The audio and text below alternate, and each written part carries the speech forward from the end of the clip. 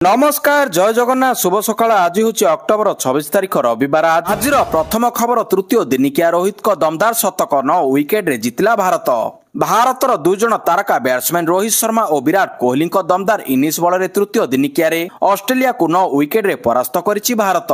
रोहित एक विस्फोरक शतक अर्जन करथिबा बेले विराट 74 रन पाली खेलिथिले।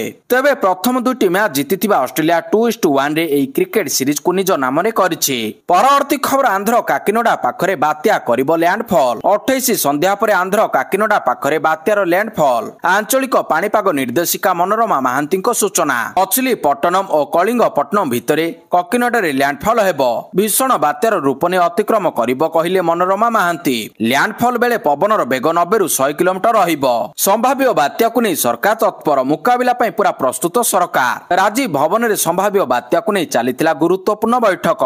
राजस्व और विपर्यय परिचालना मंत्री सुरेश पुजारी अध्यक्षतार बसिथिला बैठक। केमिति बात्या मेन्था को मुकाबिला कराजिबो से नहीं चलीछि मानस मंथन। जरूरीकालीन सामग्री महजूद रखा जायतिबा बेले बात्या आश्रयस्थल को प्रस्तुत करा जायछि। परवर्ती खबर नुआपड़ा बीजेपी सुभद्रा शक्ति समावेश। नुआपड़ा बीजेपी कार्यालय सुभद्रा शक्ति समावेश अनुष्ठित होईछि। एही अवसर में बीजेपी महिला मोर्चार साधारण संपादक पूर्णिमा नायक मंच संचालन करथिबा बेले उपमुख्यमंत्री प्रभाती परिडा, ब्रह्मगिरी विधायक उपासन महापात्र, कलाहांडी सांसद मालविका देवी, राज्यसभा सांसद सुजित कुमार, नुआपड़ा जिला महिला सभानेत्री राजेश्वरी साहू, जय ढोलकिया मां कल्पना ढोलकिया प्रमुख उपस्थित रहिथिले। एही अवसर में जय निज बापा स्वर्गत राजेंद्र ढोलकिया सेवा कार्य को मने पकाई उक्त सेवा कार्य को प्रधानमंत्री मोदी और ओडिशार मुख्यमंत्री मोहन माझी, राज्य सभापति मनमोहन सामल सहयोग आगक बढ़ाइबा पई आसंता 11 तारिख में पद्मफूल रे भोट देबा पई अपील करथिले। परवर्ती खबर बात्या जरूरीकालीन अधिकारी छुट्टी बातिल। बंगोपसागर आसुची बात्या, यार नाम थाई भाषा मेन्था। यहाकु नै नगर उन्नयन विभागर प्रस्तुति। समस्त सहरांचल जरूरीकालीन दायित्व थिबा अधिकारी छुट्टी बातिल करा जायछि। या सहित अधिकारी स्टेशन न छाड़िबा पई नगर उन्नयन मंत्री सूचना दैछन्ति। से आहुरी मध्य कहिसन्ति समस्त सहरांचल गुड़िकर थिबा टावर लॉगिंग जगह को चिन्हट पई निर्देश दिया जायछि। समस्त बात्या आश्रयस्थल को अलर्ट रे रखा जिवो। रंधा खाद्य एवं पीवा पानी महजूद रखिबाकु विभाग पक्षरु निर्देश दिया जायछि। वाटर सप्लाई एवं डीजी सेट को प्रस्तुत रखिबा पई विभाग अधिकारी को निर्देश दिया जायछि। अन्यबडे राजस्व मंत्री सुरेश पुजारी संभाव्य बात्या मुकाबिला नै गुरुत्वपूर्ण बैठक करिसन्ति।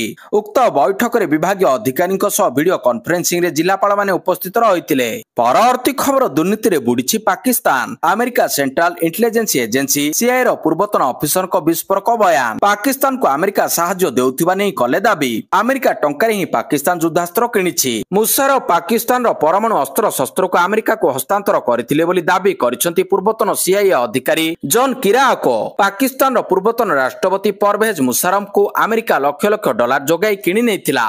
पाकिस्तान दुर्नीति रे पोती होई रहिछि। परवर्ती खबर खुशी खबर कमिला सुना। झियो बाहाघर रे सुना किनिबाकु चाहुतिबा लोकंक पई खुशी खबर। कमिला सुना दर निवेशकंक द्वारा लाभ पर्व पर्वाणी चाहिदा रे ह्रास। वाणिज्य उत्तेजना ह्रास जोगु सुना दर रे बड़ ह्रास घटिछि। बुधवार अपराह्न 5टा रे देशर फ्यूचर्स बजार मल्टी कमोडिटी एक्सचेंज रे सुना दर मात्र 6 मिनिट रे 10 ग्राम पिछा प्राय 6 शतकड़ा अर्थात 7700 टंका ह्रास पाइछि। विशेषज्ञ मानक अनुसार सुना दर आउरी ह्रास पाई पारे।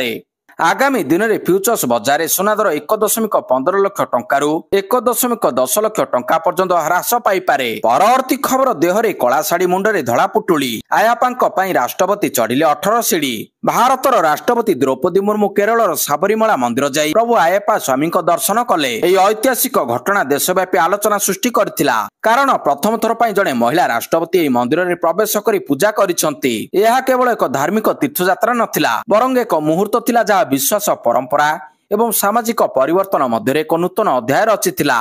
परवर्ती खबर 2 महिला ऑस्ट्रेलिया क्रिकेटर को असदाचरण।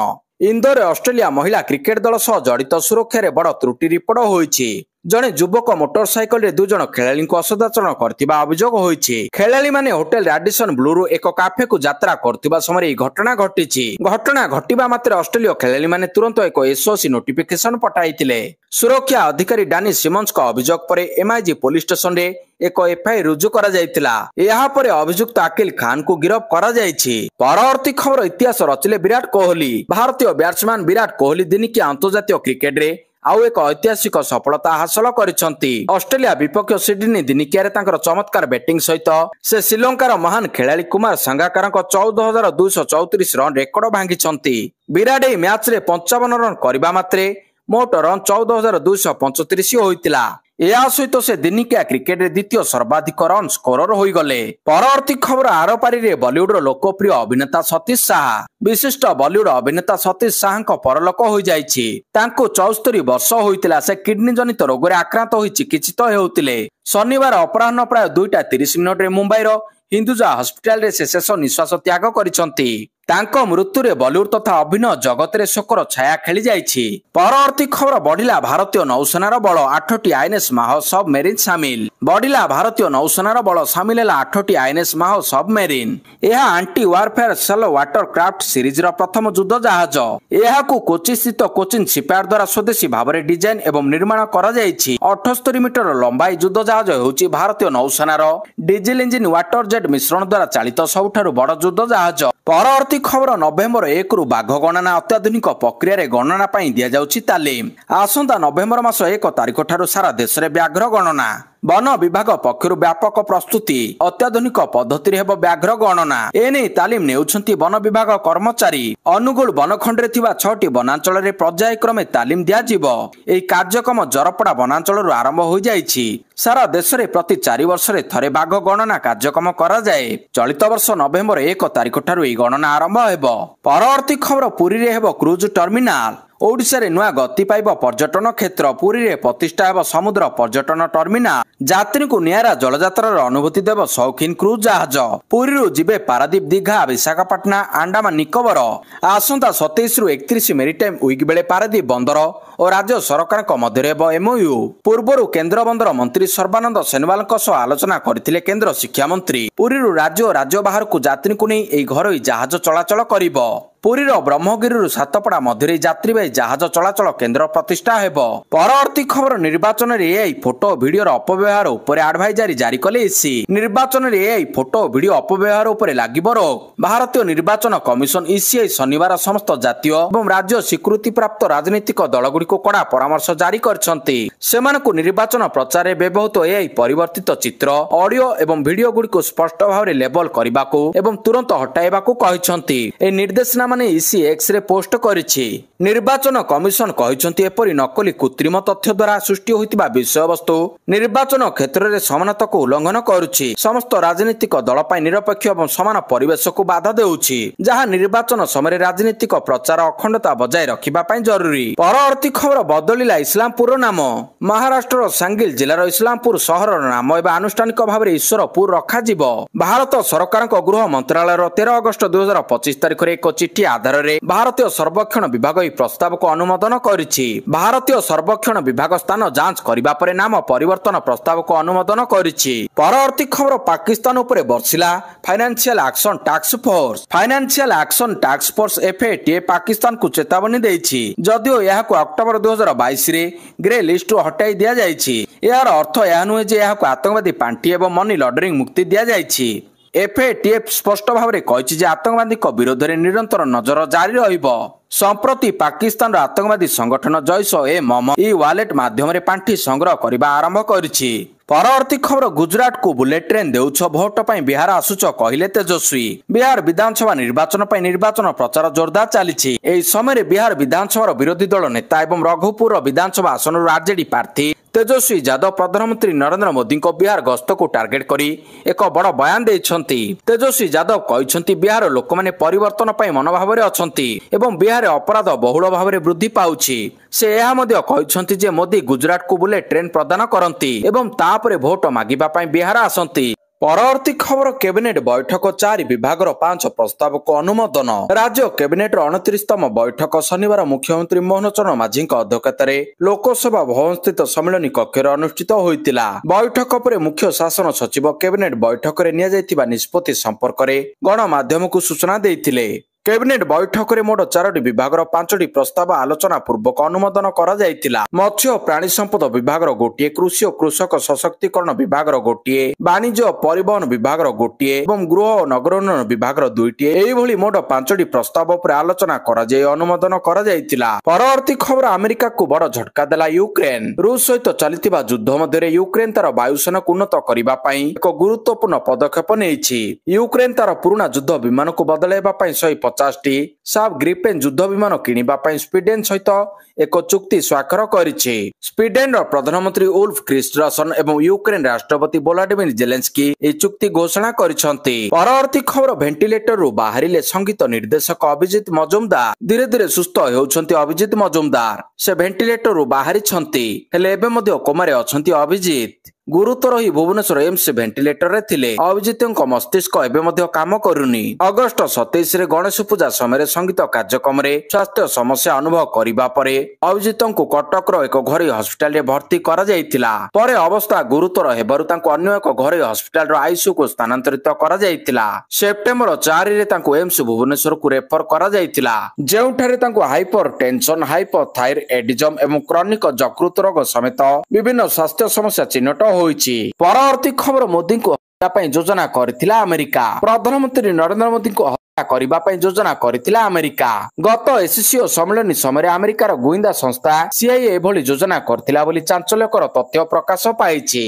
तेबे भारत एवं रूस रो गुइंदा संस्था पक्षरु एक मिलित ऑपरेशन द्वारा याकु निष्फल कर दिया जायतिला। निकटरे चीन रे एससीओ सम्मेलन अनुष्ठित होइतिला। एथिरे जोग देबाकू प्रधानमंत्री मोदी चीन जायतिले। सेही समय मोदी को हत्या पई होइतिला योजना आ याकु कार्यकारी करबाकू षडयंत्र रचितिला अमेरिका गुइंदा संस्था सीआईए। ढाका रे अमेरिकार जने स्वतंत्र निरापत्ता अधिकारी टेरेंस आर्वेल जैक्सन को रहस्यजनक मृत्यु घटिबा परे एही तथ्य लोकलोचन को आसीछि। परवर्ती खबर नवेम्बर रु जीएसटी पई एक नूतन एवं सरलीकृत पंजीकरण व्यवस्था आरंभ हेबो। जीएसटी हार को सरल करबा परे एबे सरकार जीएसटी पंजीकरण प्रक्रिया को सरल करबा पई जाउछंती। नवेम्बर 1 रु मात्र 3 दिन रे जीएसटी पंजीकरण मंजूरी मिली परिबो। एने अर्थमंत्री निर्मला सीतारमण सूचना देइछंती। ए नूतन प्रक्रिया प्राय 96% नूतन आवेदनकारी को सीधासलख लाभ देबो। नूतन व्यवस्था अनुसार 2टी वर्गर आवेदनकारी स्वयंचालित भाव में पंजीकृत हेबे।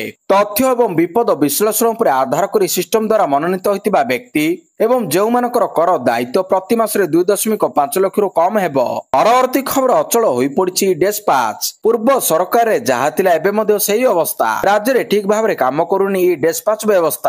फल सरकारी निर्देशनामा और सरकार विभिन्न योजना नहीं लोकों को मिल पारु नहीं ठीक तथ्य। सरकारी निर्देशनामा सरकार विभिन्न योजना कार्यकारिता संपर्क में लोकों को अवगत कराइबाकू आरंभ होइतिला पोर्टाल ई डेस्पाच। आरंभ हेबार किछि दिन परे ई पोर्टाल रे विभिन्न गुरुत्वपूर्ण सरकारी चिठी अपलोड मध्ये होइतिला, किंतु समानुक्रमे या फेल हो जाइछि। परवर्ती खबर ढाका गस्त रे पाकिस्तान नंबर 2 सेना अधिकारी सतर्क हैला भारत। प्रथमे ऑपरेशन सिंदूर रे पराजय, निकट रे अफगानिस्तान ठारू कड़ा मुकाबलार सम्मुखीन हेबा परे रक्तमुखा हो जाइछि पाकिस्तान। भारत को पाने देबाकू बांग्लादेश सह मिसी षडयंत्र करिबा आरंभ करिछि। पाकिस्तानी सेनार जने शीर्ष कमांडर एबे बांग्लादेश गस्तरे अछंती। ए गस्त अवसर रे से बांग्लादेशर वरिष्ठ सेना अधिकारी मानक सह साक्षात करिसंती। चिंताजनक विषय होछि से भारतर संवेदनशील चिकेन नेक अंचल निकटवर्ती अंचल गुड़िक यात्रा करने प्रस्तुत होउछंती।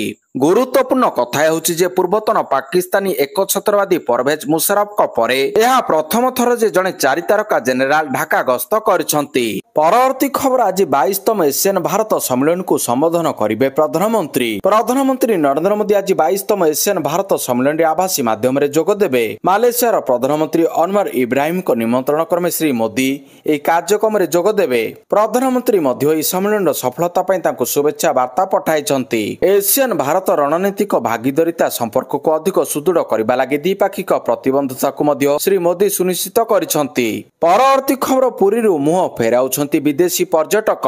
भित्तिभूमि बढ़िछि, तारका होटेल 2 गुणा हेलानी। विदेशरू विमान आगमन मध्य बढ़िछि, हेले पुरी और कोणार्क रे पर्यटकक संख्या बढ़ुछि, किंतु विदेशी पर्यटकक संख्या कमुछि। पूर्वरु विदेशी पर्यटकक आकर्षित करथिबा स्थान एबे कोविड परठारु आकर्षण हराइछि। आध्यात्मिक नगरी पुरी और ऐतिह्य संपन्न विश्वर ସପ୍ତାଶ୍ଚର୍ଯ୍ୟ କୋଣାର୍କ। ଓଡ଼ିଶା ପର୍ଯ୍ୟଟନର ଏହି ପ୍ରାଣ କେନ୍ଦ୍ରରେ ପର୍ଯ୍ୟଟକଙ୍କ ସଂଖ୍ୟା ବଢୁଥିଲେ ମଧ୍ୟ ବିଦେଶୀ ପର୍ଯ୍ୟଟକଙ୍କୁ ଆକୃଷ୍ଟ କରିବାରେ ଫେଲ ମାରୁଛି। ପରବର୍ତ୍ତୀ ଖବର ସେମିଫାଇନାଲରେ ଭାରତକୁ ଭେଟିବ ଅଷ୍ଟ୍ରେଲିଆ। ଲେଗ ସ୍ପିନର ଆଲାନା କିଙ୍ଗଙ୍କ ରେକର୍ଡ 7 ୱିକେଟ ସଫଳତା ବଳରେ ଦକ୍ଷିଣ ଆଫ୍ରିକା ବିପକ୍ଷ ମହିଳା କ୍ରିକେଟ ବିଶ୍ୱକପ ମ୍ୟାଚକୁ ଅଷ୍ଟ୍ରେଲିଆ ଅତି ସହଜରେ 33 ଓଭର ପୂର୍ବରୁ 7 ୱିକେଟରେ ଜିତି ନେଇଛି। ମହିଳା ଦିନିକିଆ ବିଶ୍ୱକପ ଇତିହାସରେ ଅଷ୍ଟ୍ରେଲିଆ ଲାଗି କ୍ରମାଗତ 15ତମ ବିଜୟ। ଏଥିପୂର୍ବରୁ 1997 ଓ 2000 ବିଶ୍ୱକପ ସଂସ୍କରଣରେ ଅଷ୍ଟ୍ରେଲିଆ ମହିଳା ଦଳ ଲଗାତାର 15 ମ୍ୟାଚ୍ ଜିତିଥିଲା। ଦକ୍ଷିଣ ଆଫ୍ରିକା ପକ୍ଷରୁ ଧାର୍ଯ୍ୟ ମାତ୍ର 98 ରନର ଟାର୍ଗେଟକୁ ଅଷ୍ଟ୍ରେଲିଆ 16 ଓଭର 5ଟି ବଲରେ 3 ୱିକେଟ ହରାଇ ହାସଲ କରିନେଇଥିଲା।